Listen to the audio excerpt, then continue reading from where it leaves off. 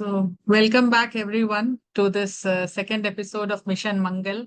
On behalf of SFM Telangana, we thank the central leadership, Professor Ashok Khurana, Dr. Bimal Sani, and Dr. Mohit Shah, for being so encouraging of this endeavor and for allowing us to do one more program on this platform.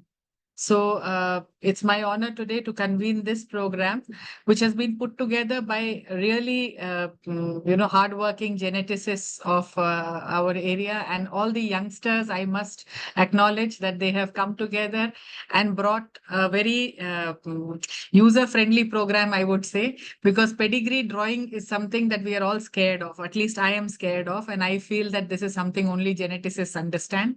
So the whole idea of bringing this together was to make this whole concept of pedigree drawing something that we all understand and hopefully incorporate in our practice. So to take us together through this evening, our anchors, Dr. Aditi Shastri and Dr. Radhika, will be hosting the evening. Dr. Aditi Shastri, do we have your CV there? Dr. Aditi Shastri is a consultant at Resolution Fetal Medicine Center, and she has trained in fetal medicine in 2012 and thereafter worked at different parts of the country and was in Delhi prior to this in the Rainbow Hospitals, and she's in Hyderabad since the beginning of this year, and we are happy to have her in our center, and she's been an asset to SFM Telangana. Dr. Radhika Arora again is from Karimnagar, which is a place about 200 kilometers from Hyderabad, a smart city, as you can see the smart ladies from Karimnagar always. And she has made an effort of going to Ahmedabad and training herself in fetal medicine, I think almost about 7 to 8 years back. And since then, she's come back, established a practice in Karimnagar, and is one of the leading fetal medicine consultants in Telangana today. So welcome, Dr. Radhika and Dr. Aditi. I hand over the proceedings now to you. Thank you, ma'am. Thank you, Chinmay, ma'am. Thank you, all the seniors. Welcome all the audience on today's session, which is, as Chinmay ma'am said, it's about the genetics and basic pedigree charting. As we all know, it is very important for us to initially take a proper history and then start with the pedigree. So today, let me introduce my co-MOC, Dr. Aditi, as just now Chinmay ma'am had introduced. So let us all take you to the very interesting session of genetics with our experts behind us, our strong pillars, Dr. Ashok Khurana sir, Dr. Mohit Shah sir, and Dr. Bimal Sahani, who are always supporting us for our upliftment and encouraging in the academics. I hand over the next session to Dr.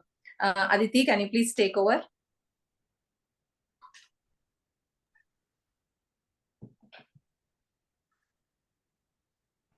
Please unmute yourself, Aditi. Thank you, Dr. Radhika. Can you hear me now? Yes. Okay. So I would like to like to request Dr. Kamlakar sir, our very senior person, to please chair this session along with Dr. Reema Bhatt. We all know Kamlakar sir. He doesn't really need an introduction. Thank you so much, sir, for always being there with on all our sessions. Sir is MD in radio diagnosis, and he works with Gandhi Medical College. And he's now working with Shravya Scan Center. And he has been continuously training all of us and encouraging us to be part of multiple programs such as this. Next, I would like to call on Reema ma'am. Reema ma'am, you bring in a lot of fond memories of Delhi to me. Ma'am served for 23 years in the armed forces, and now she heads the fetal medicine and perinatology department at Amrita Hospital, Faridabad. Needless to say, she's very well decorated, and she's received the President's Appreciation as well as the Chief of Army Staff Commendation and multiple other post presentations. Along with that, I would also like to introduce our speaker for the day, Dr. Amita Moirangthem. She is an associate professor in the Department of Medical Genetics at Sanjay Gandhi Postgraduate Institution of Medical Sciences, Lucknow. And she specializes in genomic sequencing for monogenic disorders, and she's an expert in variant prioritization and analysis of the exome, as well as in pediatric neurogenetics. She has special interest in neurodevelopmental disorders, particularly microcephaly syndromes and movement disorders. She has published in over 30 peer-reviewed papers and has also written a book chapter on precision medicine. She's part of certain ongoing research projects, and we are very, very lucky to have you here today, Dr. Amita. We request you to enlighten us. And now I hand over the session to the chair and the speaker. Oh, also, I'm so sorry. I would like to also introduce Dr. Geeta, who would help us through this discussion at the end of the session. Ma'am truly really doesn't need any introduction. She is the Director of Department of Fetal Medicine at Fernandez Hospital. Thank you so much, ma'am, for sparing time with us, and Vimal Sahani sir also for taking part in this session with us. Thank you.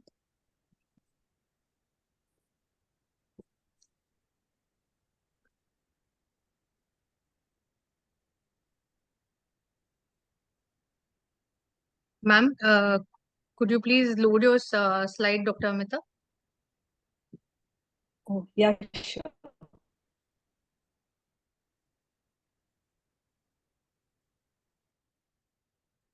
Is it visible?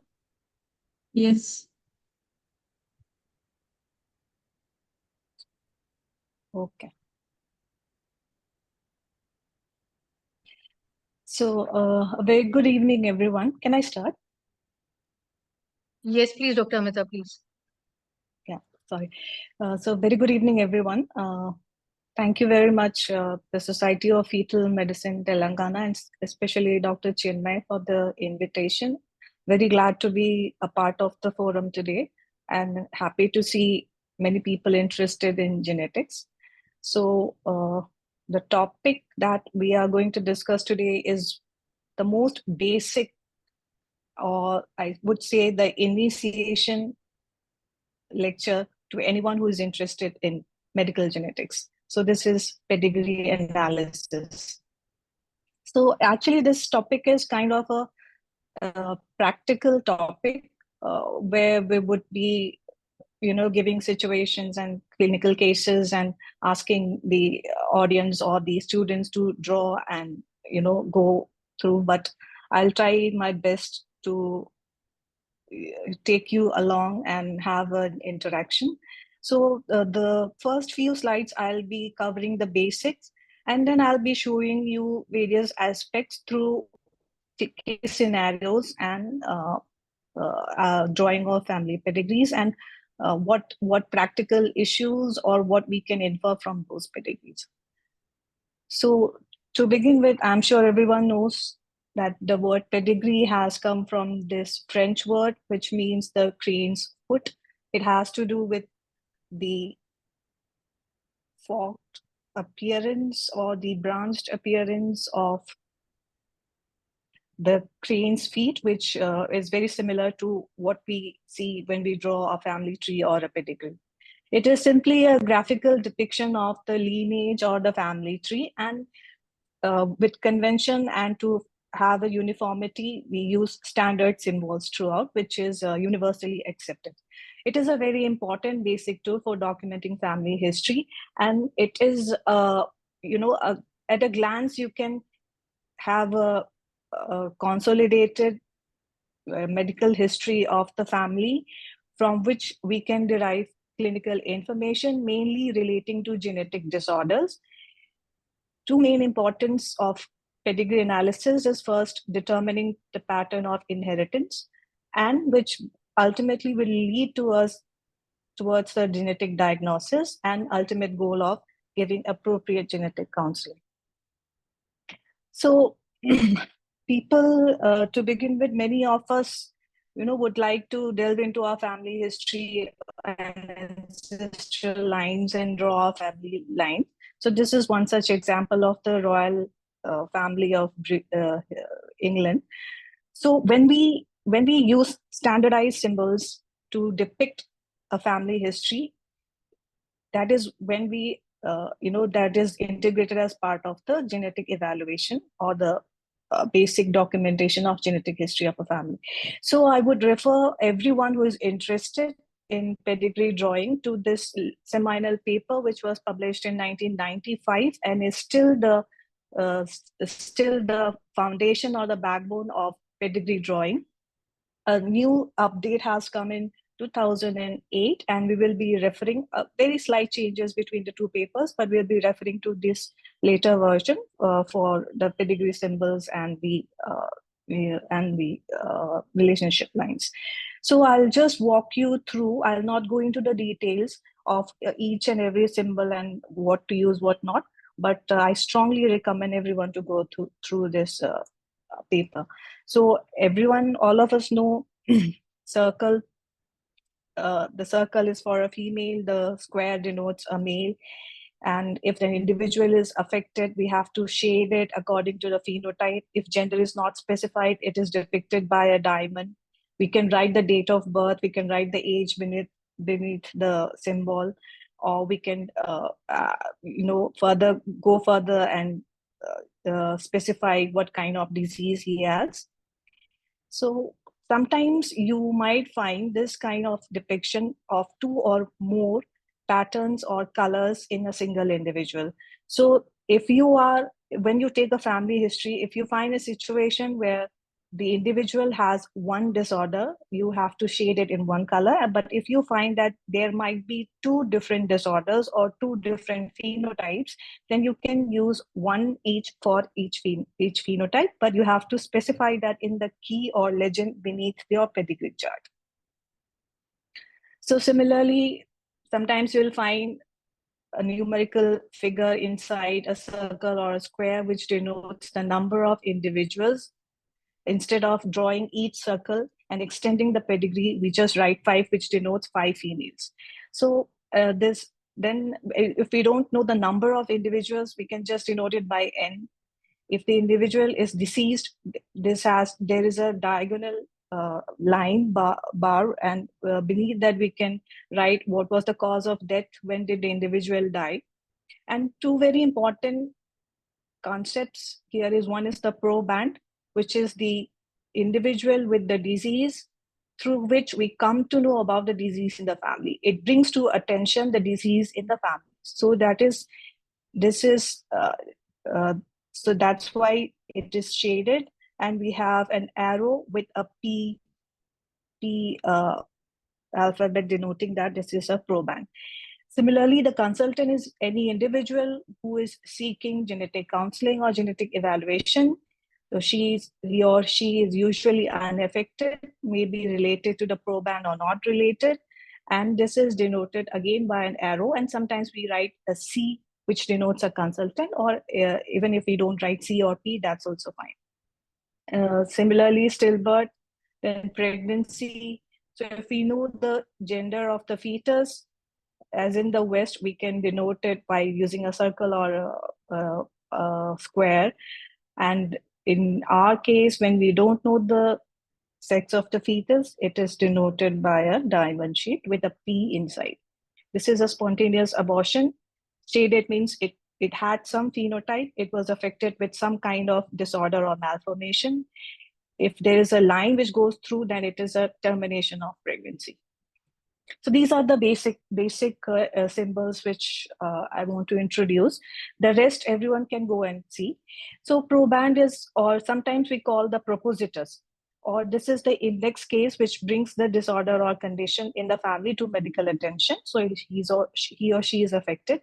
Consultant is any individual seeking counseling. He or she might not be, he or she might be an affected relative or might not be an unaffected relative of the proband. So that were the symbols. The relationship line. So if we see here, this is the horizontal line which denotes a relationship line. The horizontal line is the mating line, and the vertical line is the offspring or progeny line. So you can see these two individuals are married. They have 3 children and one termination of abortion, spontaneous abortion. Sometimes you might find an individual has multiple relationships which might be existing at present, or it might not exist at present. So these are some of the examples. When you find consanguinity, it is denoted by a double line. and so on and so forth. So similarly, there are many other symbols which denote adoption, in, out, infertility, multiple twin pregnancies or multiple pregnancies. And the latest update has also included symbols used in assisted reproductive scenarios, where you can find IVF with donor ovum, surrogate mothers, etc. So please go through all this if you are interested. So with this background, I will go further into some case scenarios and try to draw pedigrees and infer clinical meaningful information from those pedigrees. So if the students are interested, they can go along with me and draw the pedigrees. So the first family we have, this is the clinical history. We have Aman, who is 8 years old, a boy, and was referred with congenital deafness. He is the firstborn of healthy parents. Parents are Ram and Rita. And this Aman has a brother, Naman, who is 5 years, and a sister, Suman, 3 years. Both siblings are apparently healthy. Ram, the father, has 2 brothers, Raman and Shravan. Raman has a son, Raghav, 5 years, who's also deaf and mute. Raman and his wife, whose name is Sita, are apparently healthy, and Sita is the younger sister of Rita, and she is currently pregnant. So projecting in such a way, it creates a lot of confusion, but this is what we hear day in and day out in our clinics, and we try to depict this history into an easy and easily interpretable format, which is the pedigree chart. So let's start with the proband here, who is Aman, 8 years. So we have the arrow and the P symbol here. This square is shaded because he is affected. He is the son of Ram and Rita. Ram and Rita are healthy, so they are unshaded. Aman has 2 siblings, one brother Naman and one sister Suman. They both are healthy, therefore again unshaded. Ram has 2 brothers, Raman and Shravan. Raman is married to Sita. They have a son who is Raghav here. He is 5 years on, and also is similarly affected to the proband. So it is similarly shaded to denote that they have the same phenotype or the same disorder. And then we have one more history where Sita and Rita are sisters. So this is the pedigree.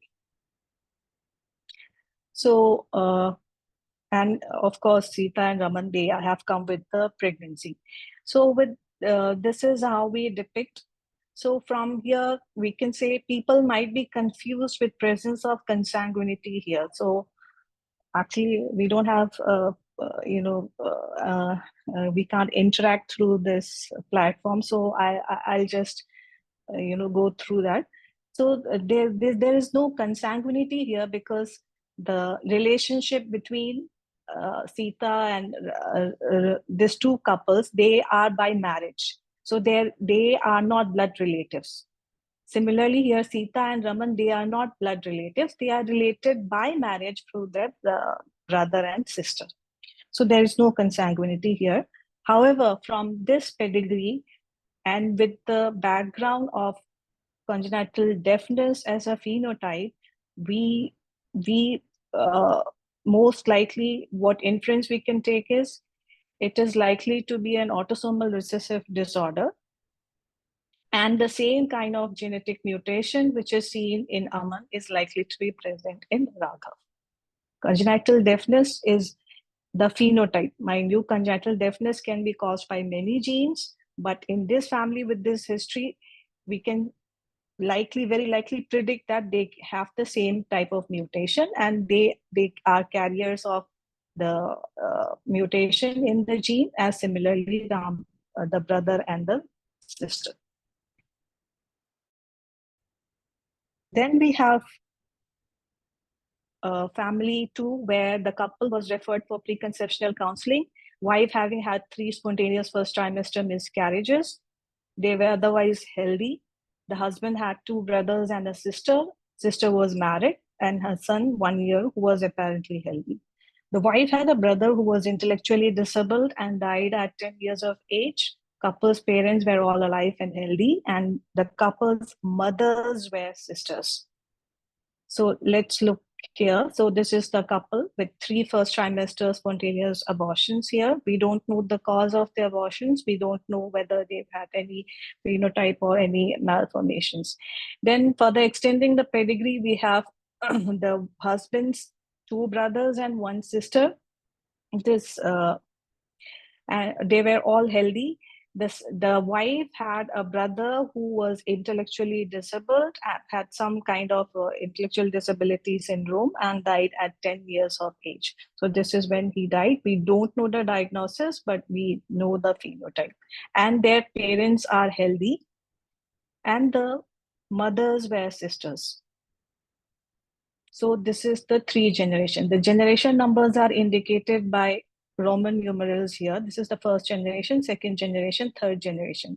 And the individuals are numbered with the Arabic numbers from left to right. So if you want to denote this particular individual here, we would say 2.1234567. So it will be 2.7. So this is the individual here. So is this pedigree complete? No, not yet, because since they are sisters, so they are biologically related. So they are consanguineous. They descend from the same ancestor. So now this is complete. So going back to the history, they after 2 years they came with a pregnancy, and the pregnancy was conceived with a donor ovum. So this is how you denote these. This is biologically from the couple. So we have a line which joins this. This is the pregnancy symbol, and we have a donor ovum here. So this is denoted by the circle with a D here. And they both are consultants. Then we have family 3. So this Arjun, he is an 8-year-old boy with achondroplasia, he came with his mother who has normal height. Parents have separated, and his father, also having normal height, has remarried. So this father, he has a son and a daughter from his second marriage. The daughter also has similar features with the proband. So Arjun's mother again has a sister and brother, both healthy. The sister has a son with hemophilia and a healthy daughter. Arjun's maternal grandfather also had features of hemophilia and died at 30 years of age. So I've tried to put in examples of common diseases that we encounter in our daily practice. So again, we have here Arjun, 8-year-old boy. Parents are of normal stature, so they are normal, healthy. The father, they are no longer together. They have separated. So this relationship line is broken, which is denoted by the double diagonal line. And the father has remarried. This is the second marriage of the father. And from the second marriage, he has 2 children, 1 daughter and 1 son. And the daughter has similar disorder or similar features as seen in our proband Arjun. So they are shaded the same color. And we know that Arjun has achondroplasia. Then on the maternal side, we have the mother, mother's sister, one of her sister has a child with hemophilia. So hemophilia again is a different disorder from achondroplasia. So we shaded with a different color to denote that these are 2 different conditions. So then to complete the history, the mother's father also had hemophilia and died at the age of 30 years. So now this is the pedigree. So from this pedigree, now we can analyze how to counsel the family regarding both disorders. So if you see achondroplasia, and I'm sure most of us are aware that achondroplasia is a dominant disorder, and therefore dominant disorder means only one mutation or one heterozygous variant is enough to cause the mutation. So this 8-year-old boy has achondroplasia and parents are normal. So how did this happen? This is because of new mutation happening in the proband. So the father and the mother are unaffected. They don't have the mutation. The mutation has occurred during the formation of the zygote or the during gametogenesis, and it has only happened, or it has only found in the proband. So this is what you call a de novo or a new mutation. So that is usually the case with achondroplasia. Sometimes the father is or the mother is affected and they pass on the mutation. In that case, the case scenario is very simple. So it's inherited. But here what happened is, if it is a new mutation, then it should not recur. So if we see here, the sister or the stepsister also has the same disorder. So how can we explain this occurrence, this recurrence? So there is something called gonadal or germline mosaicism, where the individual, the father is normal otherwise phenotypically.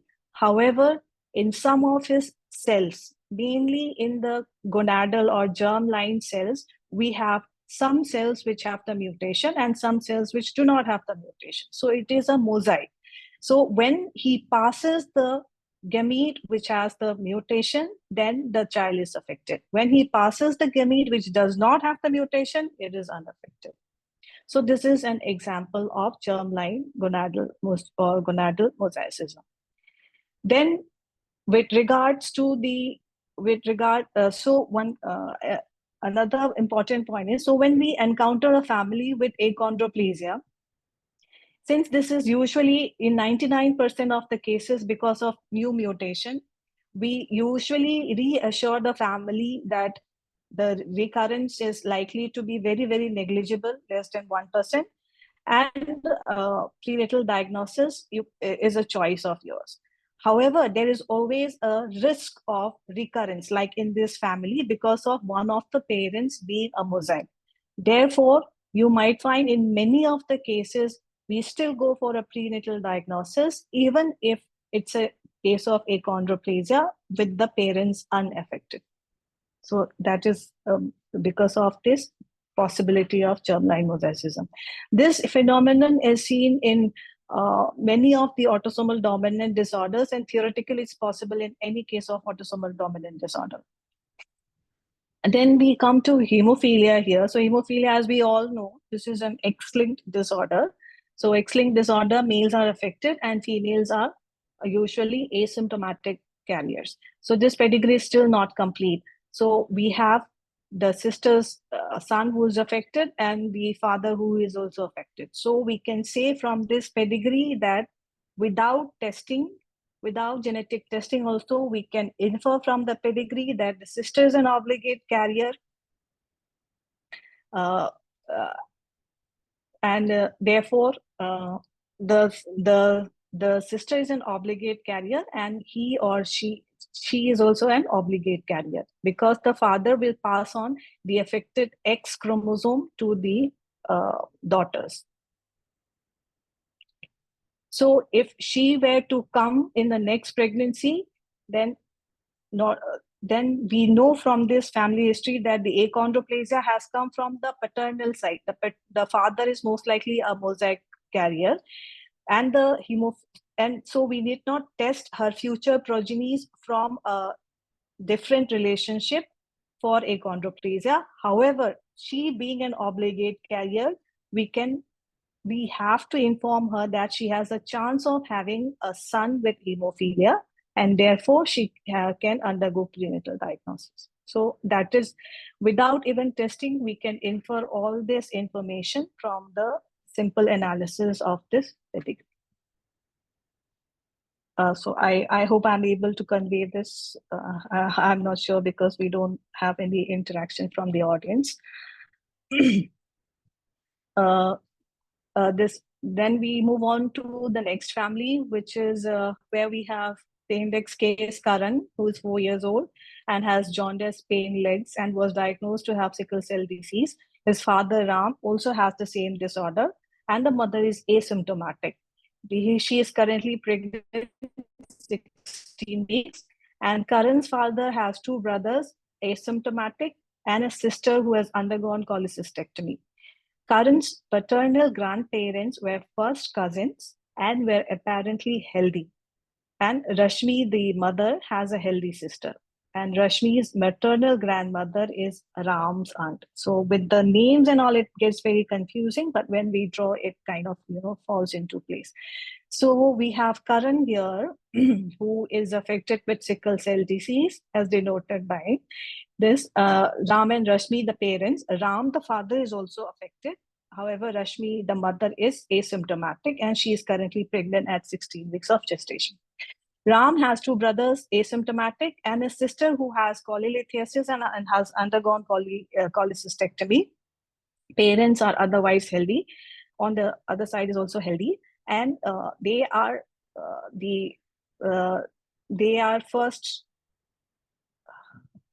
first cousins. So we have here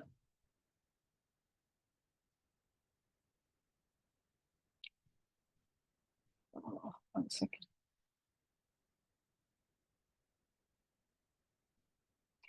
So the father, Ram's father, and Rashmi's maternal grandmother, they are brothers and sisters here. So they are related, and this is the whole pedigree. So we have different levels of consanguinity here. Since they are consanguineously married, then we have both Ram and Rashmi, because they are also related, the father and the maternal grandmother. This is consanguineous. So we have now a disease which we already know, that is sickle cell disease. And sickle cell disease, we all know it's because it has an autosomal recessive mode of inheritance. So from this pedigree, if you see, what does it look like? I don't know. I presume that people have the background knowledge that autosomal recessive disorders, they will present in a single generation, and they are transmitted through unaffected carriers. So, but here we have the father and the son similarly affected, and this is a vertical transmission of the same disorder, which is typically seen, male to male transmission, which is typically seen in an autosomal dominant disorder. But sickle cell disease is a recessive disorder, which cannot change. That is a fixed truth. So how do we explain this? This is explained because of the presence of multiple levels of consanguinity in the family. Dashmi is also a carrier. She is also a carrier of sickle cell disease. Then similarly, they are also carriers. So because of the multiple levels of consanguinity, when two carriers marry, they will have a 25% chance of producing an affected individual. And if the affected individual marries a carrier, as in this family, then the chances of having an affected progeny is increased from the normal 25% to 50%. So this is what is known as pseudo dominance. So with this background, if in a normal consanguineous family without the parents being affected, then the chances of recurrence is 25%. However, in this kind of pedigree with this pseudo dominance pattern, then the risk of recurrence increases to 50%. So this is how we can simplify it.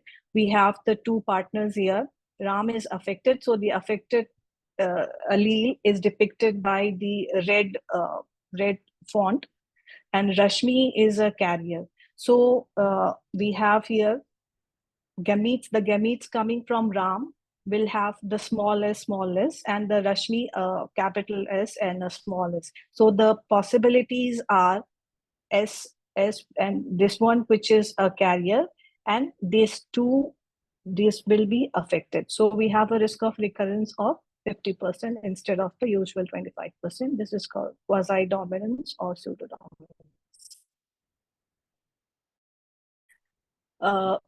This kind of pseudodominance is usually seen in diseases, autosomal recessive diseases, common diseases, and in where there are multiple levels of consanguinity in the family. So we should watch out for that. Then we have the next family here, which is a 45-year-old female recently diagnosed with breast cancer and has undergone mastectomy at the age of 35 and recurrence. She has a 25-year-old healthy daughter. And this female, the proband, has two healthy sisters and a sister who died of ovarian cancer. Her mother died at 65 years due to complications of diabetes. Another maternal aunt died from breast and ovarian cancer. And this aunt's son has prostate cancer. So the proband's maternal grandmother also died of breast cancer. So this is what we have here. So we have the proband here, who's 45 years old and had diagnosis of breast cancer at 35 years. She has a daughter, 25 years, who is otherwise asymptomatic at present, and two sisters asymptomatic, and a sister who also died from breast ovarian cancer. Here you would notice that I have shaded this the same color because I believe that the breast ovarian cancer is because of the same underlying cause. If you are not sure, you can always shade this with a different color. Then B's mother had died from complications of diabetes mellitus, so she is shaded in a different color denoted here. But her sister again had breast cancer, and mother also died from breast cancer. This aunt's son has a different form of prostate cancer. So prostate cancer, we are not sure whether this is part of the cancer syndrome seen in the family, breast ovarian cancer, or is it because of some unrelated cause? So that's why we have shaded it in a different color. So now from this, what is the mode of inheritance of the disease in the family? So we know that this is breast ovarian cancer, and breast ovarian cancer, hereditary breast ovarian cancer, is an autosomal dominant disorder. So the mode of inheritance is dependent on the disease in the family, but we can always infer that information many a times from the pedigree analysis, as seen in this family. So we have multiple generations affected.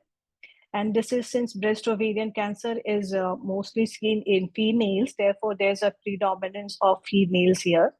So now you may ask, if she has the mutation, she has passed on here, who's affected. She is not affected, but she is affected. So she has to inherit this mutation through her mother, but mother is unaffected at 65 years. So how do we explain this phenomenon? This is what we call as incomplete penetrance, where the person carrying the mutation does not manifest the disease.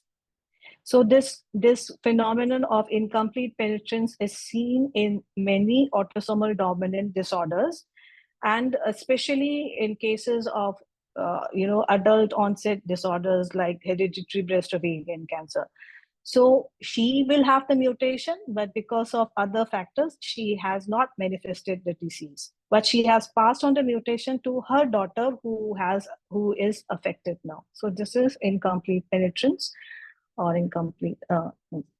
So that I've answered. And now the question is, who would you test first for the mutation?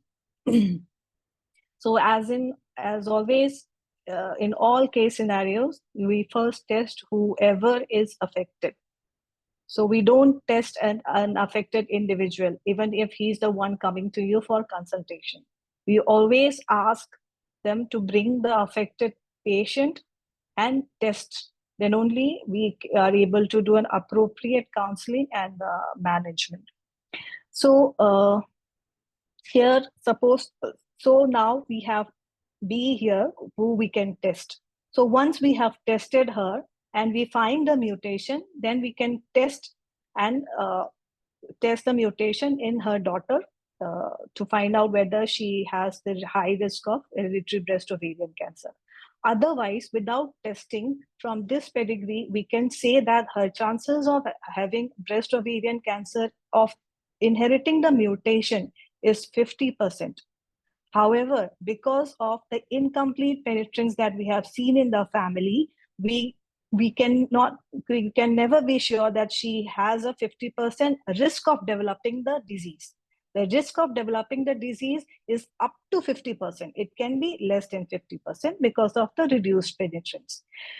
Testing will help because this 50% with high risk of 50% may come to an almost comparable risk to the background or normal population once she is tested and we find that the mutation occurring in the affected individual is not seen in her. So that means, suppose we test the individual, we find the mutation, then we do a pre-symptomatic testing in the daughter, and the daughter does not carry the mutation, then we can reassure her that she has no increased risk of developing the breast cancer. The background risk will always remain, as with anyone in the population, but she will not have an increased risk. As on the other side, if she has the mutation, then she can undergo prophylactic therapy, prophylactic mastectomy, etc., depending on the clinical situation. Now, for example, in this family, let's suppose that this B has also died.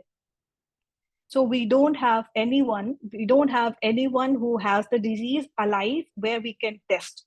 So in that condition, we can indirectly test the individual, the one consultant who has come for counseling, but we have to counsel her regarding the limitations or caveats of testing. For example, if we test her and we get a mutation, a very well characterized mutation, then it's straight and simple. We can counsel her accordingly. But if we do not get a mutation, or if we get a variant of uncertain significance in the genetic testing, then we can never be sure that she will be affected or she will be unaffected. So that is the caveat of testing asymptomatic individual. So that was the case here. A different scenario here in the same family, if we have that in the previous scenario, the daughter was 25 years old, now she is 16 years old.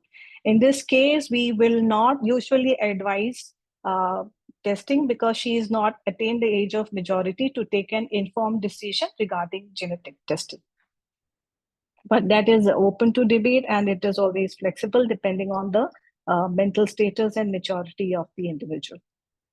Then we have a last case here where, so the previous cases were quite simple, traditional. This is what we are going to face in the future. So we have X, who's a 27 years old man and came with his partners, Y. They have an adopted son, who is a 4-year-old, and they are now having a second child. They want a biological child. While taking family history, we saw that this individual's father was affected with Huntington disease and died at 58 years. And they were therefore informed that since Huntington disease is an autosomal dominant disorder, the risk of passing on the mutation to X is 50%, and therefore further to his offspring is 50%. So with this background information, they decided to go for the gamete from the other partner Y, and through a surrogate pregnancy with the sister of X serving as a surrogate mother. So we have two individuals. They are in a relationship. They are both consultants, and they have adopted a son.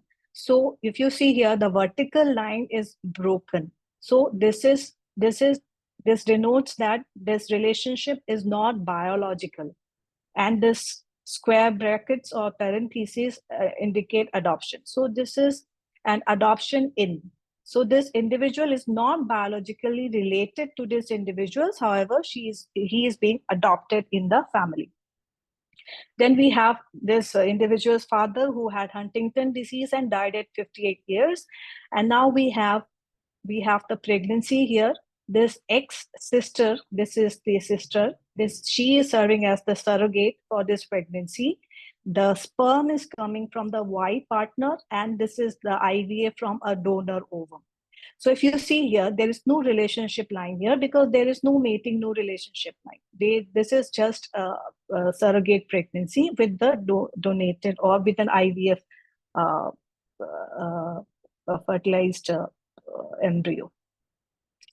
So this is all the exercises which I have. To end with, would like to know what possible modes of inheritance are depicted by this pedigree here. So this pedigree, if we look, it is a 4-generation pedigree with multiple members affected. Both males and females are affected in each generation. But if you look at it, more females are affected as compared to the males. And the transmission pattern, if you see here, the male is transmitting to females, females in transmitting to males and females. However, the male is transmitting only to female. There is no male to male transmission. So the possibilities here are, so this is most likely an X-linked disorder in the family, where both the males and females are affected. So we can more specifically say it is likely to be an X-linked semi-dominant disorder, where females also manifest. X-linked recessive traditionally are those disorders where females do not manifest, only males are affected. But here we see females are affected. And there is no male to male transmission. So if we see here, there is no male to male transmission. So if we have an autosomal dominant pattern of inheritance, this can also be an autosomal dominant inheritance. However, it is very, very unlikely because of this absence. In 4 generations, we are not seeing any male to male transmission. So in X-linked, the male will not transmit will transmit the Y chromosome to his son. He will not transmit the X. Therefore, the X-linked disorder will never go to the males. So this is how we differentiate X-linked from autosomal dominant disorder. Then we have another family here, this kind of pedigree, where we see a nuclear kind of family with only one affected a child.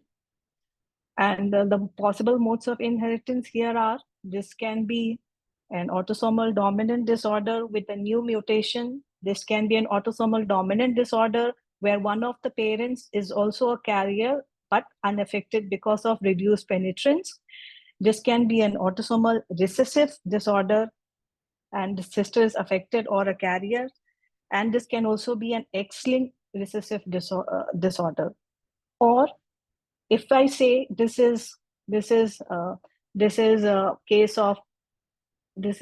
of cerebral palsy or a complication of birth asphyxia, then the question of mode of inheritance is thrown out of the window.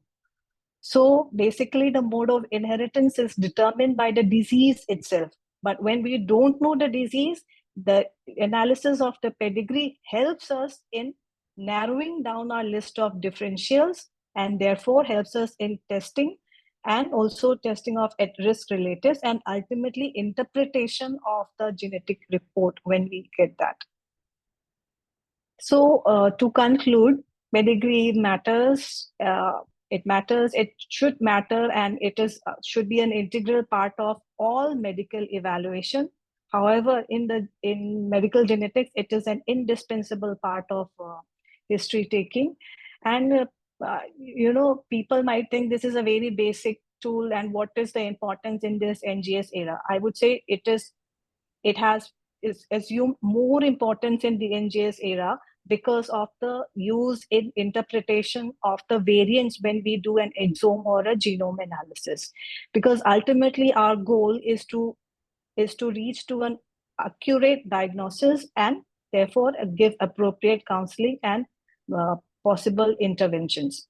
So the pedigrees which I have drawn were drawn through the PowerPoint presentation, and it is a big headache. So nowadays we have online tools easily available, and these are some of the tools which we use, and I find them quite useful. And you get nice pedigrees which you can always use in your clinics. So I will end this with this complicated looking pedigree, which I have taken from the 1995 seminal paper. And this is how a complete pedigree should look like. It should have at least 3-generation pedigrees and all the extended families, everything, all date of birth, age, what affected individuals were affected with. And the most important, which we do not, do in our practice, is to give the key here. So this is an important part, and we should always note down the date and who has taken the pedigree and who are the informants through which we have taken this family history. So that is all from my side. I would be very happy to answer or clarify any doubts.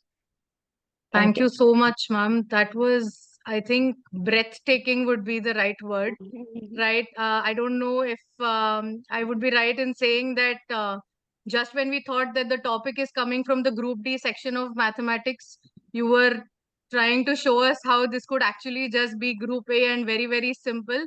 But with this last slide, you have taught us that the boss always knows best.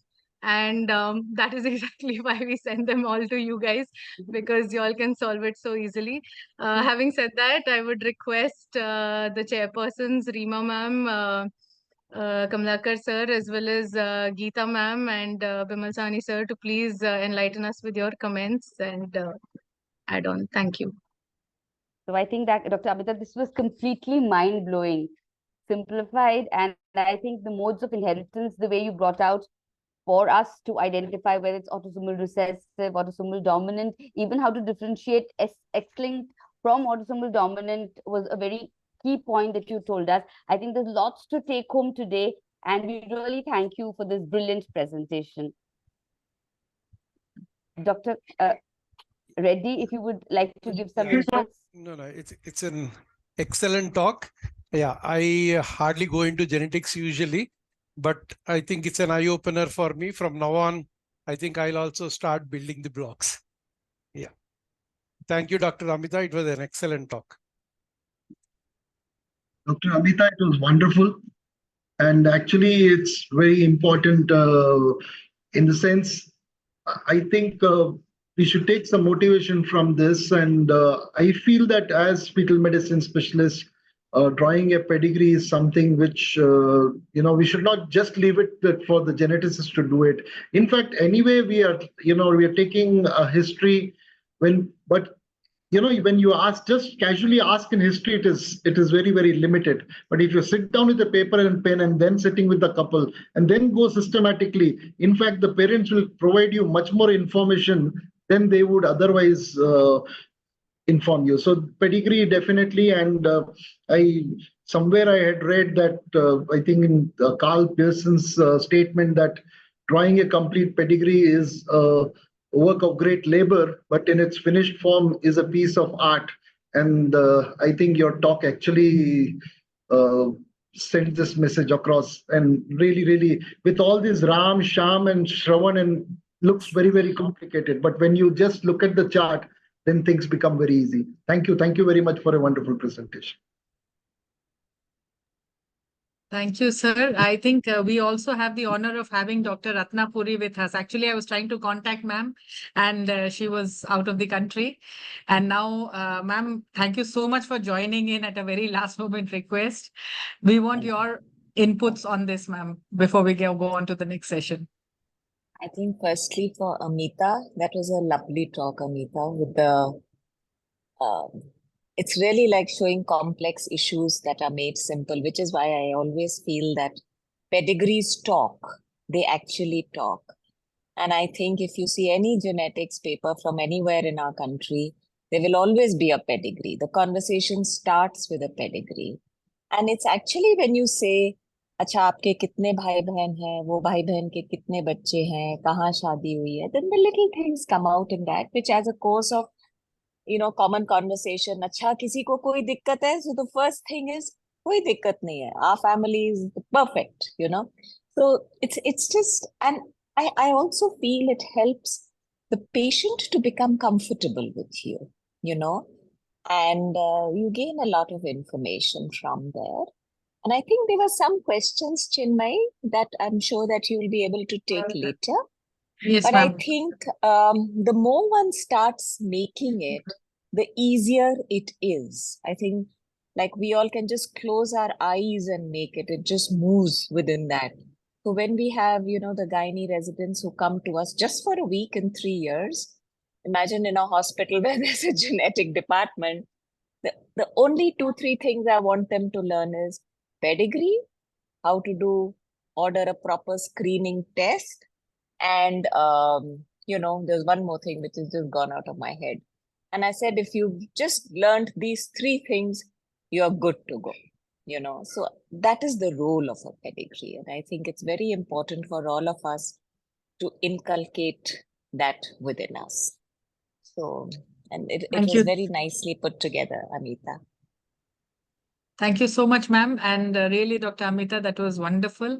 And I'd request ma'am to please stay on because we'll have questions and answers in the end. I'm sure there will be questions which will come up because the audience is still like grasping the whole concept. But I'm very happy that they are actually listening and interacting. Thank you so much. Over to Dr. Radhika. Yes, ma'am. Thank you, ma'am. Thank you so much, Dr. Amita, ma'am. It was really interesting and helpful for the young and budding doctors like us. So then our next topic is a live pedigree drawing. As Dr. Vimal Sahani sir just now told us that we need to be ready with a pen and a paper. Now I would request all our audience to just be ready with a pen and a paper so that in this live pedigree drawing, though it is online, we want everybody to be active and draw their own presentations when our beautiful presenters, Dr. Madhuri, Dr. Aditi, and Dr. Kannan, who are all the fellows with Dr. Chinmay ma'am at Resolution, they're going to present the cases, being moderated by Dr. Pavani Upendram. Dr. Pavani is, let me introduce Dr. Pavani. She is the consultant geneticist and genetic counselor at Krishna Institute of Medical Sciences in Secunderabad. And she's a senior cytogenetic molecular genetics and with the experience of more than 15 years. She's elected as General Secretary of Board of Genetic Counseling in 2023-2027. And she has presented over 40 international publications, and she's expertise in counseling cancers, in fertility, pre-implantation, prenatal neurology, and personalized genomic cases. And she actively handles all the community genetic counseling awareness in parts of Telangana and Andhra Pradesh. I would like to welcome Dr. Pavani for the live genetic cases discussion along with the fellows of Chinmay ma'am. Over to Dr. And we'll have the chairs for this session.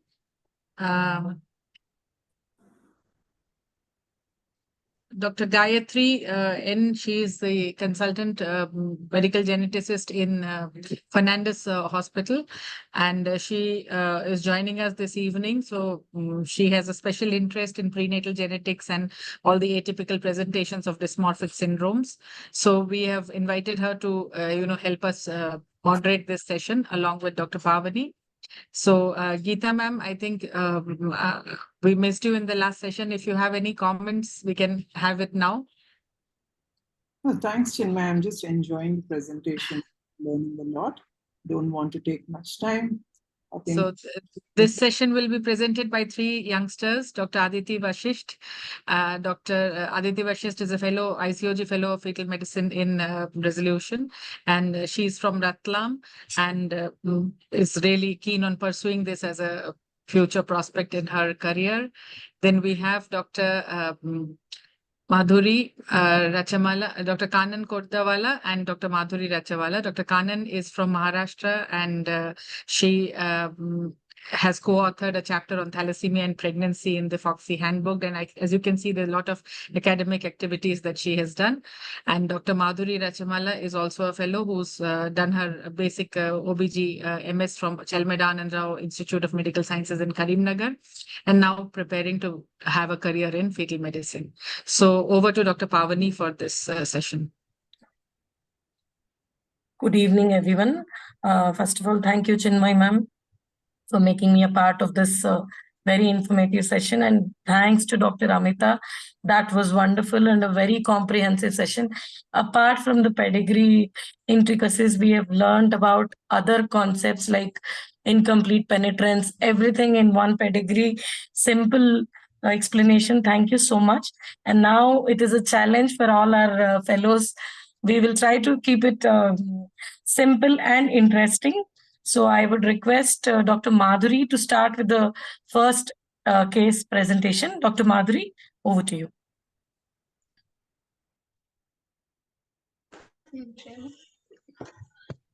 Good evening, everyone, respected seniors and my dear friends. And so we'll start with case discussions.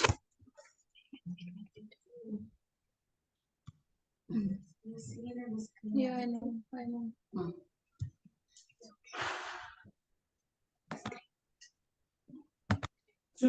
Yeah. So we'll start with first case. A 21 years old Mrs. X G2A1 came to a unit at 13 plus 4 weeks of gestation. They're non-consanguineous couple. The father is a known case of osteogenesis imperfecta and Stargardt's disease with a clinical symptoms of multiple bone fractures and macular degeneration. History of osteogenesis imperfecta in the female sibling and his father. And clinical exome sequencing of the father shows two likely pathogenic variants, ABC-A4 gene in homozygous fashion, inherited in autosomal recessive condition coding for Stargardt's disease, COL1A2 gene in heterozygous condition inherited in autosomal dominant pattern coding for osteogenesis imperfecta type 2, 3, and 4. Sanger sequencing of the mother was done for ABC-A4 gene, which showed absent for the mutation. So this is a brief history of our case. It is G2A1 so this is a summary of our case. In the next slide, we are going to have a small questionnaire on the pedigree chart based on this history. So let's discuss the summary. It is G2A1, sorry. Proband is a husband affected with osteogenesis imperfecta and Stargardt's disease with mutation type and pattern of inheritance is autosomal dominant for one and autosomal recessive for the other. Previous pregnancies affected with the condition and they are non-consanguineous couple. The proband's parents are consanguineous and there is strong family history ahead.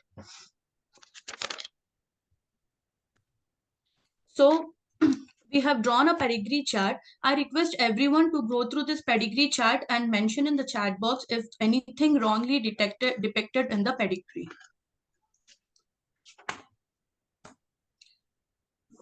Based on the clinical history provided? Based on the clinical history provided. So here we could see there is no proband mentioned in the pedigree. Proband is the index case and it helps in reading the pedigree. It is from the proband we start reading the pedigree. So we have to mention proband in a pedigree chart for sure. So and here, as we could see in the history, the couple were non-consanguineous, but in the pedigree, it is drawn as consanguineous. It is actually the proband's parents who are consanguineous. And this is the affected sibling. This one shows the affected father. And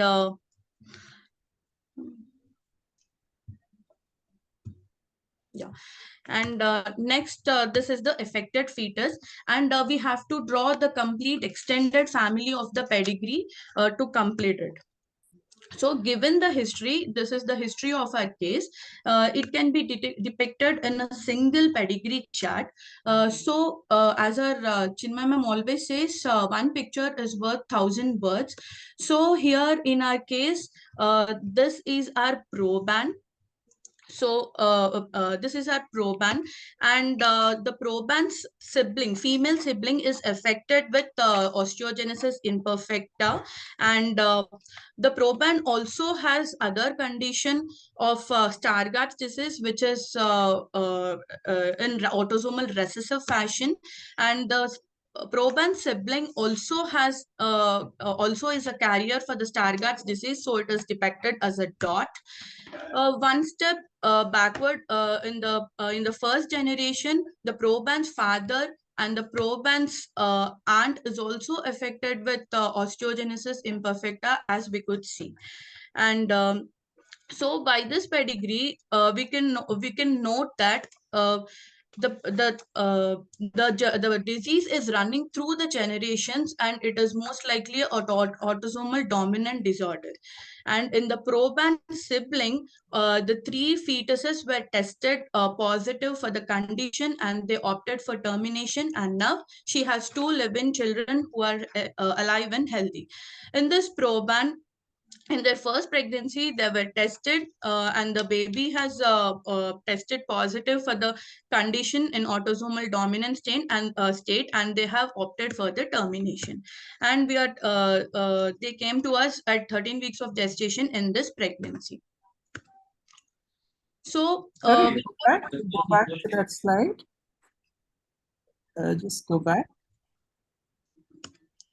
Because you marked MTPs, but these you said were affected. So don't you mark them different? Line or MTP, we can just draw a cross line or MTP, ma'am. Yeah, but they were affected. No, actually, we should not write MTP. It is a termination of pregnancy and it should be shaded, and we should have a slanting line here. TOP. When they are terminated, it should be a slanting line, and there should be inside there should be darkened, and then it should be written as TOP, termination, not MTP. MTP is different. It is for the social reasons. Yes, ma'am. Affected is here, definitely. Thank you. Okay, ma'am. And we have explained that in autosomal dominant condition, if one parent is affected, there is 50% risk of transmission to the offspring. And in autosomal recessive condition, if both the parents are carriers, then there is 25% risk of transmission to the offspring. So in our case, COL1A2 gene is expressed in autosomal fashion, and it is coding for osteogenesis imperfecta, and ABCA4 gene is present in homozygous state in the father, and Sanger sequencing of the mother found to be normal. So we have decided to test only for COL1A2 gene in the fetus. Sanger sequencing of the fetus for COL1A2 gene showed absent for the mutation. So the whole antenatal and genetic workup helps a couple decide on to continue the pregnancy. So this is a small questionnaire which represents consanguinity. See both the pedigree charts and mention in the chat box whether it is A or B.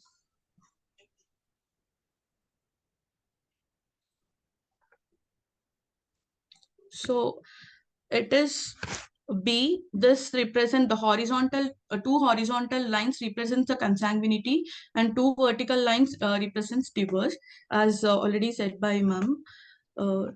Now I hand it over to my colleague, Dr. Aditi, to follow the next case. Dr. Pavani, do you want to give any inputs here? Okay. Yes, ma'am. This is a case where both the autosomal recessive and dominant pattern of inheritances were explained, and that's how we say it simplifies. The entire information is depicted on the pedigree, and it is self-explanatory mostly, even before testing. So there the importance of pedigree analysis, pedigree charting lies. So we will now move ahead for the next case presentation by Dr. Madhuri. Dr. Aditi, I'm sorry, please. Can I just add a thing with regard to the previous case? Amita. Dr. Amita, yes, please. Yeah, so in the previous case, there was a very good example of, a multiplex family with both dominant and recessive disorder. And whatever has been told is correct. Just wanted to add that with regards to testing. So we have an autosomal recessive Stargardt disease, homozygous mutation in the father. So we need not test the wife, the prospective mother, for the mutation because she is unrelated to the family. And the background risk of her being a carrier is same as in the normal population, which is very, very low. Okay. And if the couple are very apprehensive and they want her to get tested for all kinds of disorders or recessive disorders, then we should not go for a targeted testing of only the mutation in the father. We could rather go for testing of all variants in the gene for possibility of compound heterozygosity. So just wanted to add. True, Dr. Amita, thank you so much for that. And in this case, we have explained them about that, because they were really apprehensive, and we have explained them about the complete comprehensive carrier screening, but they opted out for that. So, and in South India, the other scenario, what we see is the endogamous marriages and also within the community marriage. So they were very concerned about only Stargardt. So and they were not ready to go ahead with the comprehensive carrier screening. So we have just offered them the ABCA4 variant testing for the wife, just to make sure everything is fine, because they have seen they were very particular about that. And the sibling also, the affected individual sibling also had 3 affected fetuses. She had terminated because of the status, the gene status, and then now she has 2 healthy children. That's why they were very particular on it. So we did only that variant in this case. Okay. But I believe the terminations were because of osteogenesis imperfecta and not because of Stargardt. Right? No. Yes, this is only because of OI, the call to A1. Okay, thank you. Thank you. So good evening, everyone. We'll proceed to the next case. So she is G2A1, non-consanguineous couple, conceived spontaneously, came to our center at 14 weeks of pregnancy. The first pregnancy was miscarriage at 4 weeks of gestational age. When she came to us for the present pregnancy, she gave past history of undergoing surgeries for bilateral genu valgus. And also she gave history of short limb in mother and brother affected with the similar condition. So the highlights of the history were, it was a non-consanguineous couple. Then the patient was presenting with the symptoms of the condition and there was a family history. So when she came to us, she was very anxious that her baby should not be affected with the similar condition. So we counseled her and she proceeded with the whole exome sequencing. And after that, we could find out that there was a mutation in the FEX gene, which was X-linked dominant hypophosphatemic rickets, and it was a known pathogenic variant. So when we drew pedigree and after taking a detailed history, we could find out that in the pregnant female's mother was having a history of short limb, and also the grandfather was also having a history of short limb. So, but this was not elicited. So here we are not seeing any obvious affection in the previous generations. This might be because of the incomplete penetrance, as we were enlightened by this incomplete penetrance by Dr. Amita ma'am. And so the X-linked dominant condition, they pass trait in different ways. When the mother is affected, then both son and daughter will be affected. But when the father is affected, then son will be spared and daughters will be affected. As we could see in our case, when this might be the one affected, so it passed on gene to only the daughter. And when the mother was affected, then both son and daughter were affected. So we came to a conclusion that detailed history is the key. Checking all the records, examining all the family members, and documentation of the details is of utmost importance. As we have always heard that history taking in such condition is like digging a skeleton out of a closet. So we should always focus on the history and we should always document it, and we should always examine also all the family members if we have any positive history related to that condition.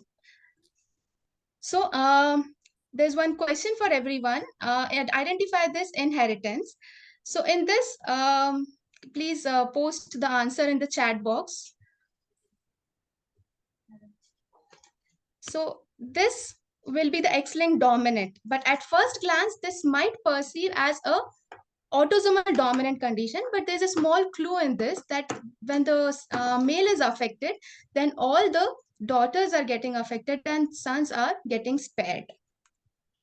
So thank you. I would like to hand over to my colleague, Dr. Kanan, for the next case.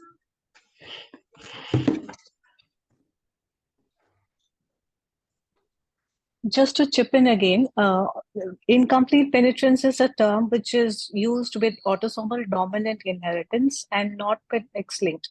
X-linked inheritance pattern is a very complex pattern where the phenotype manifestation depends not only on the presence of mutation or who is transmitting the mutation, but also on other factors, most important of which is the X chromosome inactivation pattern in the females. So we don't usually use the term incomplete penetrance in case of X-linked disorders.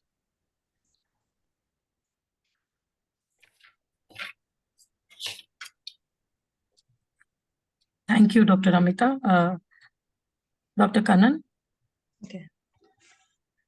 So hi, good evening, everyone. Here are some of the last cases for the day.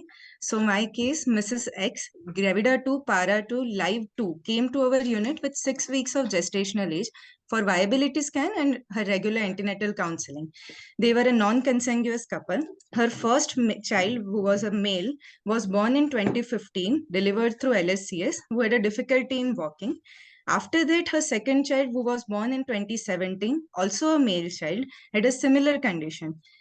After having these two children, they went for a genetic testing and it was done and there was a hemizygous deletion of exon 52, which is Duchenne muscular dystrophy, which was pathogenic. After that, they tested the mother's MLPA for targeted variant analysis and which came out to be heterozygous positive. Unfortunately, current pregnancy was a missed abortion. Here, some main points are non-consanguineous marriage, both male offsprings affected, and mother's career status was confirmed. So, first child was we will label him as a proband, and the similar condition was we found in the second child, and we will label the mother as consultant as we have confirmed her career status.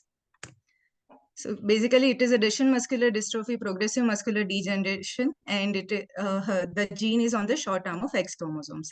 I have one more case where Mrs. X, 35-year-old with primary infertility, came to us for preconceptional counseling. Just 1 minute, Ratna. Kanan, I think Ratna ma'am wants to say something. She's raised her hand. Just one thing. She said that the mother is a consultant because she's a carrier. But just to put it correctly, a consultant is a person who's come for consultation. Yes, it's not necessary that she has to be a carrier. Okay? Yes, a proband is the affected child who brings the family to attention.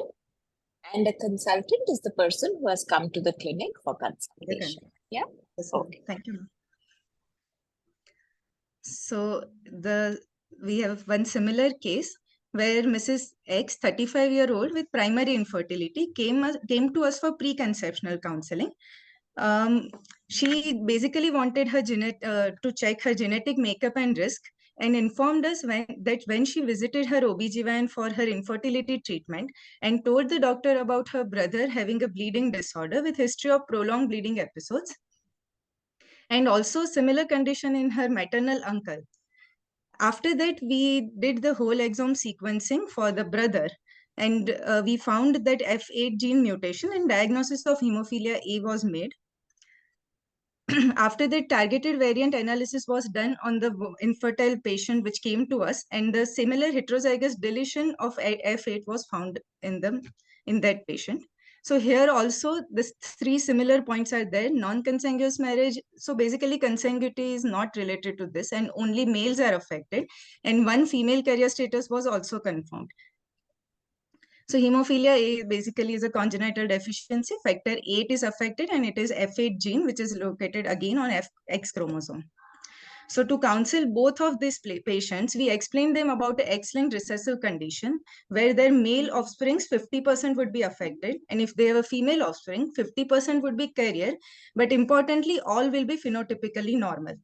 We have explained the implication to the couple and need for invasive testing to rule out the possibility of affected gene. In a rarer instances when father is affected, father is affected, the 100% her female offsprings would be a carrier and 100% son would be normal. So let's have some active participation for this only one slide. In a proven case of X-linked recessive condition, what seems to be out of place in this pedigree? So you have just 10 seconds, please give me answer.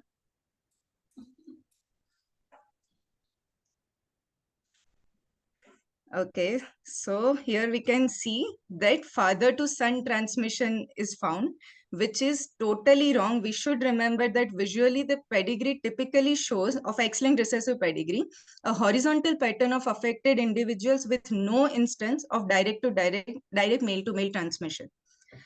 Okay, so thank you so much for this opportunity. Thank you, ma'am.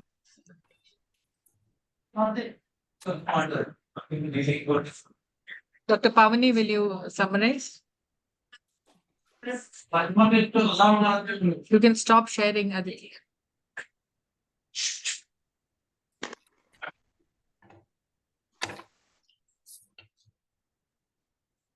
Dr. Pavani, do you want to summarize? Hello. Yeah, thank you so much. So we just wanted to elucidate on the importance with these three cases. Thank you, Madhuri, Aditi, and Kanan, Dr. Kanan. Thank you all. So over to you, ma'am. Thank you so much, ma'am. Thank you. Those were some basic exercises. And as you all noted that when the experts were pitching in with some nuances, we were realizing that it's not all so simple because every, a minutia needs to be taken care of. Dr. Gayatri is one of our chairpersons here. Dr. Gayatri, you want to say something? Yeah, ma'am. Actually, good evening to one and all. There were different pedigrees which were shown, the recessive, autosomal dominant, and X-linked recessive disorders all were shown. But I just wanted to add something, as everyone told that picture talks more than words, but the pedigree should be very appropriate. And one more thing, pedigree also gives the origin of a disease. Where is it originating? That is one of the most important thing. And one more thing, whenever we call one patient which are coming to the attention of a genetic disorder, there is some disturbance in the background. Hello, there is disturbance in the background. Yeah, actually, the patient who comes to us to the attention of a geneticist with a suspicion of a genetic disorder is called a proband. But in the proband, if it is a female, we call it as a proposita. And if it is a male, we call it as a propositus. Okay, this is one of the things which I wanted to add it. And as Ratna ma'am said, consultant is the one who gets into the clinic with the proband to know the recurrence risk or to know the cause of the disease in the child or in the family member. It is not the one who is the carrier. And one more thing is, as Amita said, X-linked inheritance will not have an incomplete penetrance, but in an X-linked disorder, females are more affected than males. And there is a lethality in males in some of the X-linked dominant disorders. So when we see a pedigree of an X-linked dominant disorder, we not only see that father is inheriting the disorder to all the daughters, sometimes only females inherit the females are found to have the disease in the pedigree. Female will be seen to have. All the males and other family members will be normal. Only if there is a female to female transmission, it is also an X-linked disorder, X-linked dominant disorder with lethality in the males. Just like incontinentia pigmenti, all those things, they can undergo abortion. So we will see only females being affected, not the males. And one more thing to be added is there is no male-to-male transmission in X-linked recessive and X-linked dominant disorders. But there is a male-to-male transmission in Y-linked disorders. This has to be kept in mind. And one more thing, we know that the father will not transmit the disorder to the son in an X-linked dominant disorder. But this can happen, father being transmitting to the grandson through the carrier daughter. This I want to make it sure. So these are some of the things I wanted to add. And one more thing is the term of pseudo-dominance is also important, which Dr. Ramita has already spoken. Thank you. Thank you, Dr. Gayatri. I will now request Mohit sir and Dr. Geeta to just take over the discussion. There are a few questions in the chat box, and if there's any points that you would want to make. No, I would actually like to congratulate Dr. Amita for setting the tone for this meeting. See, on one hand, it is scary to know that how much you do not know. And at the other hand, if you are up to it, you can comfort yourself that you can keep challenging yourself with new data and new sciences. After all, in today's times, learning is never enough, and you can never stop learning. It's a continuous process, but the topic I think, Dr. Chinmay, that you have chosen for today is mind-blowing. And we learned a lot, and thank you for that. I would also like to thank Dr. Aditi, Dr. Madhuri, Dr. Kannan for all your efforts. It's truly a game changer. I mean, we need to keep challenging ourselves. Well done.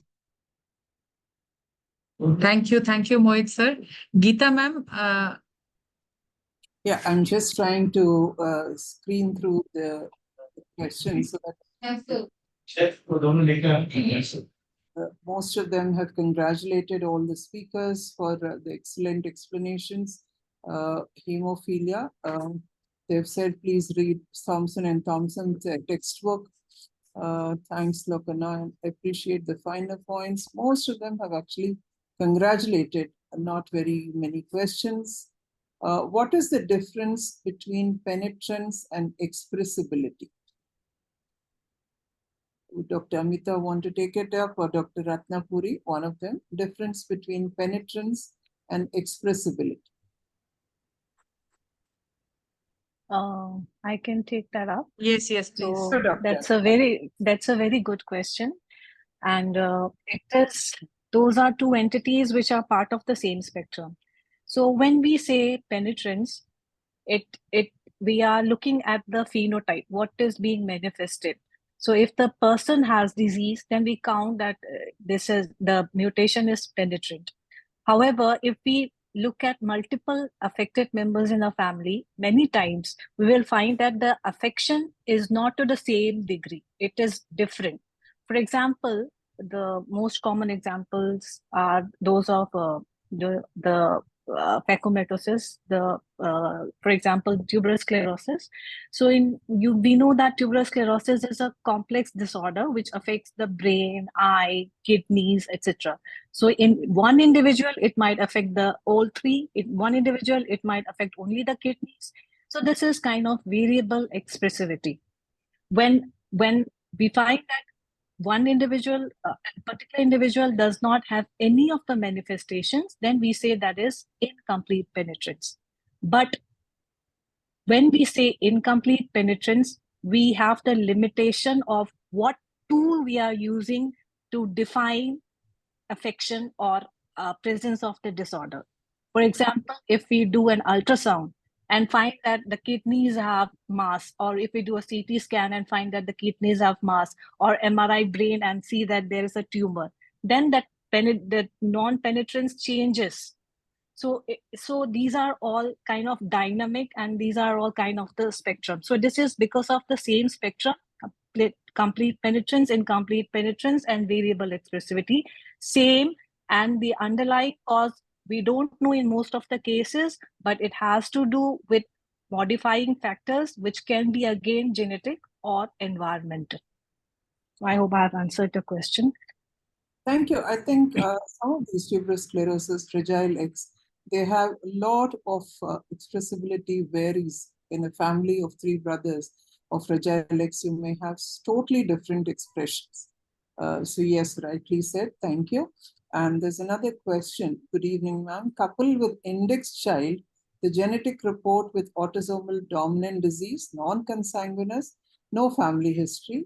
Mutation matching in couple, is it indicated? Is there a role of prenatal testing in case of de novo mutation in way of gonadal mosaicism.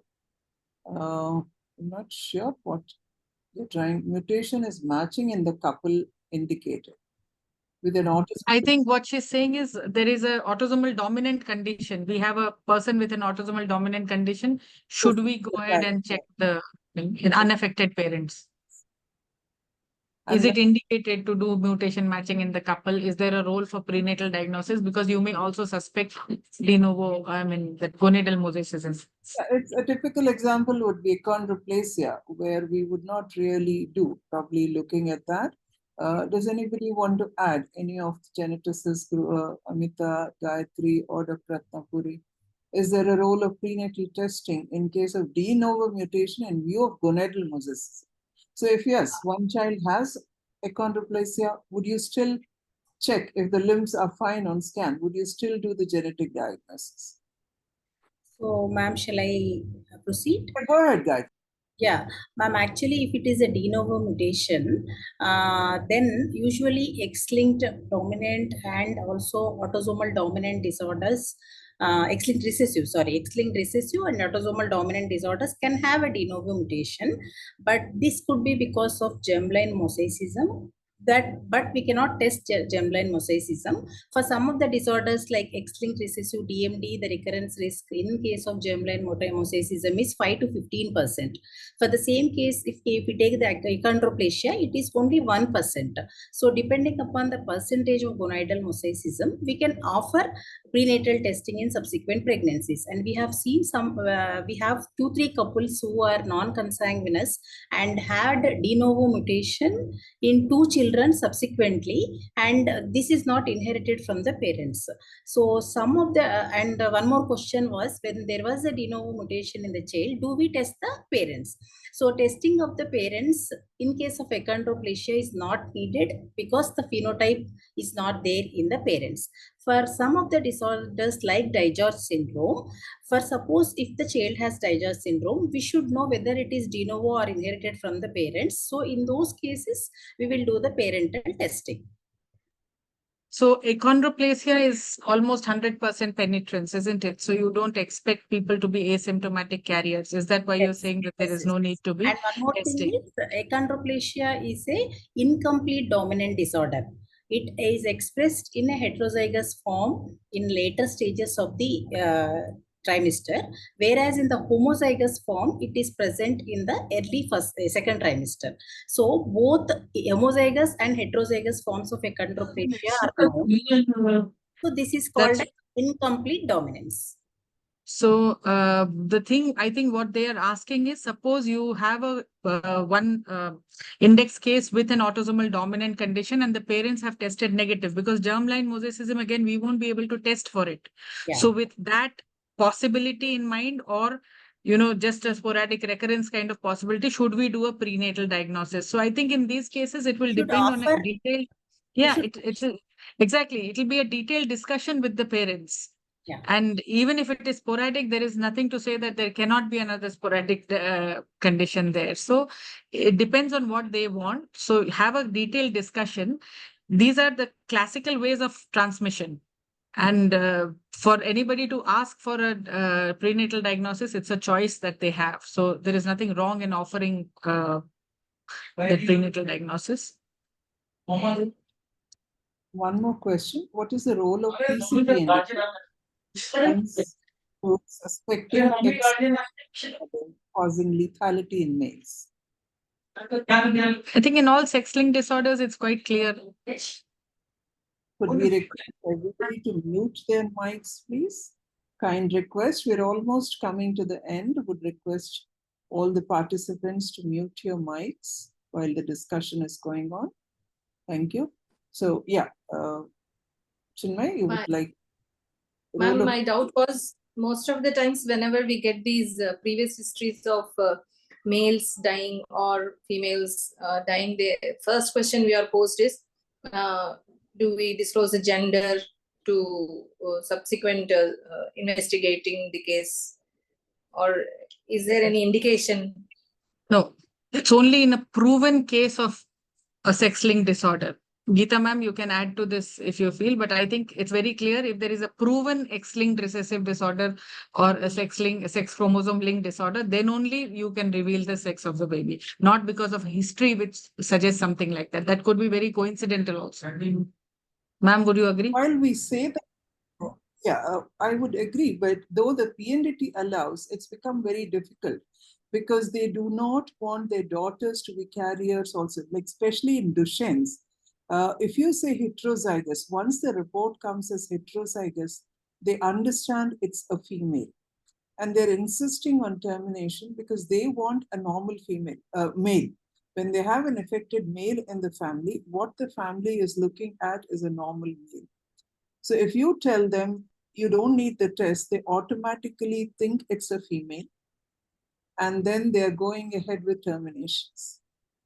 So this is where I find it very difficult to reveal the gender, even in case of X-linked conditions. I don't know what the experience of others is, because I recently have a couple whose first child has not only Duchenne's, but also has autism spectrum. He keeps just shouting, he's wheelchair bound and keeps shouting, I just can't. And they are so persistent, even at 32 weeks, they just want to know, is this a female? We've done a prenatal and the report has come as a hit, like a carrier status. Ratnapuri ma'am and others can say, how do they report when we send a report from a Duchenne's without looking at the gender, and what are the implications of that report saying it's a carrier?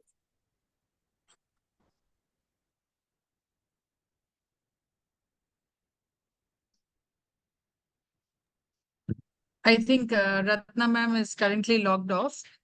Yeah. But this discussion, I think, ma'am, we'll have at another forum where we will discuss the implications of prenatal diagnosis and clinical this thing, because this is a big discussion. It is very relevant, and I think we need clear-cut answers for all clinicians. Because I don't see any of the senior geneticists. I mean, Dr. Amita is still there. Do you want to pitch in for the answer? Yes, as a reporting laboratory, we also face this difficulty. But, there is no way around it. It's proper counseling and educating the family. So in the report, we always say that the fetus is unlikely to be affected or it's likely to be affected. That's the term that we usually use. And we don't use the word heterozygous, hemizygous, or homozygous in most of our reports. I think that's a very sensible approach. I mean, Dr. Amita, really speaking practically, ma'am, Geeta ma'am, you were asking, we take this approach of offering the prenatal test and just giving this report instead of saying, that this needs a test or this does not need a test. Because even if that is a carrier and you've done an testing, you are you're sure about it, that it's only a carrier, but the report is going to say it's unlikely to be affected. So that dilemma we will bypass by this approach. Problem lies when we have kind of monosomy X in the chromosomes. So in that case, we have to reveal the sex chromosomes as an exception to the PCP and DTR, and that time we need a lot of counseling. Then it becomes an abnormality any which way, no? Yeah, but terminating a Turner also has, that is that okay. is the That debate is the altogether. geneticist, that is the geneticist perspective. But a clinician's perspective, it's like if there is an abnormality, the patient has a right to choose. One last question about after third degree consanguinity, how do we label fourth or fifth? Again, if we can take that. Yeah. This is, this term is because of the English language. So when we say third degree consanguinity, it's the degree of relatedness that we are using. So first degree relatives, parents and, offspring, second degree uncle, aunt, grandfather, and the proband, etc. So when we say third degree, the third degree means first cousins. So when we have fourth degree, it will be like one generation above on one side. Fifth degree will be second cousins. So that's how you go on building the pedigree. So it's just an English term. It's nothing to do with very complex calculations or all. So I would refer who has asked this question to go and read either Thompson or Emery, one of the basic medical genetics textbooks. Thank you. Thank you. Thank you, Geeta ma'am. Thank you, Dr. Amita and Dr. Mohit for this discussion. I think we'll hand over to Dr. Sahiti for a formal vote of thanks. Dr. Mohit, do you want to say something? No, I just want to, inspire Telangana to keep coming up with such brilliant stuff. It is inspiring. Trust me, it is for people who want to take it to the next level. It serves as a good platform where they can build up. Of course, I don't anticipate everybody who's attended to go back and practice, start putting into practice, but it's certainly food for thought for today that they can eventually, slowly but steadily get into this. It's a good concept. Keep doing it. Thank you. Thank you so much, sir. And over to Dr. Sahiti for the vote of thanks. Thank you, ma'am. Today, I take the pleasure in thanking Society of Fetal Medicine for giving us this opportunity yet again to meet and spread the knowledge. At the outset, I would thank Dr. Mohit Shah, sir, President SFM, and Bimal Sahani, sir, past President, for always being there for us and making our understanding better. I would thank our guest speaker for today, Dr. Amita, ma'am, for such a basic comprehension of pedigree drawing and making us understand the steps to draw the pedigree, which stands the first step in solving the genetic cases. I would thank our esteemed chairpersons, Dr. Reema Bhatt, ma'am, Secretary SFM, senior faculty, Dr. Kamalaka Reddy, sir, Geeta Kolar, ma'am, Gayatri, ma'am, Chinmay, ma'am, for moderating the sessions and giving your expert opinion. I would also like to thank Dr. Madhuri, Dr. Aditi, and Dr. Kanan for the cases they've exhibited and making our understanding a little more easier. Now, I thank our MOCs, Dr. Aditi Shastri ma'am and Radhika, for holding the fort for today's meeting. Last but not the least, we had attendees about 136 today, and thank them for the patient hearing and hope to see them for the next meet. I especially thank Mr. Vishal Mittal for the logistic support along with Conference International. Thank you everyone and see you at the next meet. Good night. And thank you, Dr. Pavani, also for moderating it for the thing. You actually gave off all the platform to the youngsters, which was really something I appreciate. But letting the juniors get together and start drawing a pedigree was really it was an exercise, and I hope it becomes worthwhile over it. Thank you so much, ma'am. Thank you. So thank night, you, everyone. Good night, sir. Good night.